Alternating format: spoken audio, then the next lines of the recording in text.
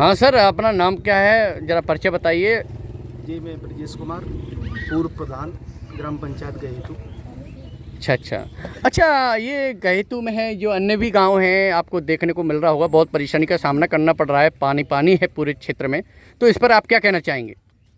देखिए, ये समस्या शायद हमारे जन्म से पहली बार ही हमने देखा है इतना विकराल रूप जो बाढ़ का।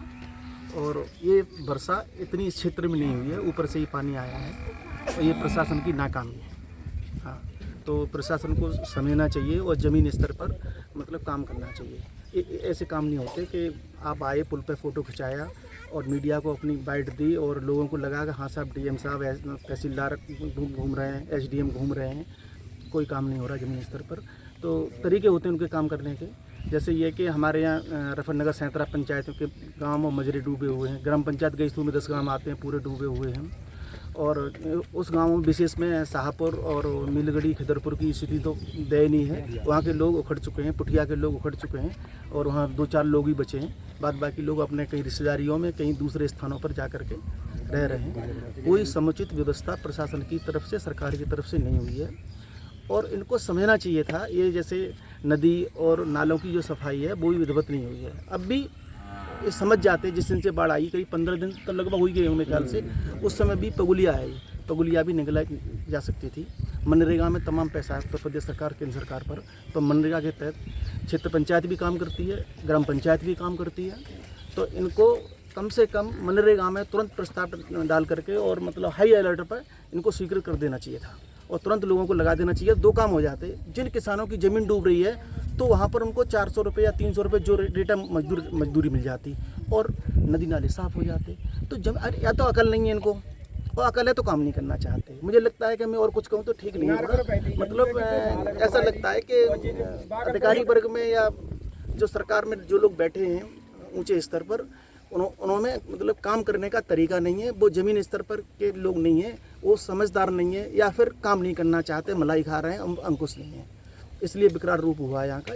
ऐसी स्थिति कभी नहीं थी। अगर जरा भी हम 15 दिन पहले, जैसे पहले दिन पानी आया, पहले दिन ही समझ जाते तो नहरों की और जो नदियाँ हैं हमारी 2 आसपास है, अरंग नदी है, ईसन नदी है, इनकी सफाई युद्ध स्तर पर हो जाती तो किसान इतना परेशान नहीं होता। इनको न तो फीडबैक मांगा गया, ना किसी ग्राम प्रधान, पूर्व प्रधान से पूछा गया, ना कुछ हुआ। कुछ छुटभैया नेता आए भी तो केवल बाइट देने आए, फ़ोटो खिंचवाने आए। उनने कहीं कोई मतलब लीगल जो प्रोसेस होना चाहिए ज़मीनी स्तर पर, उस तरह की राय नहीं दी गई। और इसमें सबसे पहली बात है कि जिन लोगों ने काम किया है, हम 10 साल लगातार प्रधान रहेंगे तो पंचायत से, तो हमने काम भी किया है। आज भी हमारी सीसी खड़ी है, जो काम कर दिया है, कोई पुलिया, कोई सीसी टूटती नहीं है और कोई कहीं पानी भराव नहीं, जिस पर हम हाथ लगा देते हैं कहीं कोई पानी भरता नहीं कभी जीवन, ना कोई क्रैक हो। तो कम काम की मंशा खराब है लोगों के। जब लुटेरे बैठे हैं सरकार में, बीजेपी सरकार में, तो ये मतलब लगता नहीं योगी बाबा संभाल पा रहे हैं। मतलब अब तक तो बहुत कुछ हो जाना चाहिए था, कोई लाभ नहीं। इनके बारे में क्या कहें?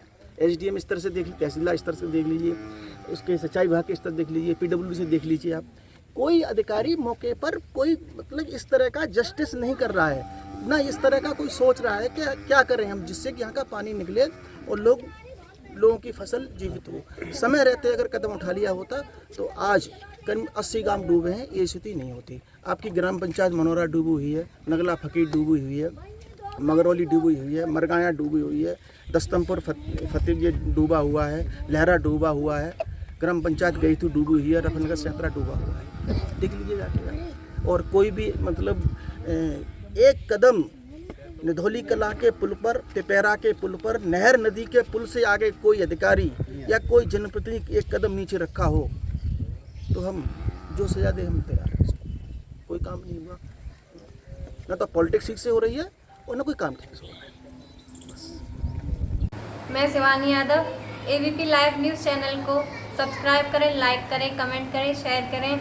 छोटी से छोटी, बड़ी से बड़ी खबर देखने के लिए धन्यवाद।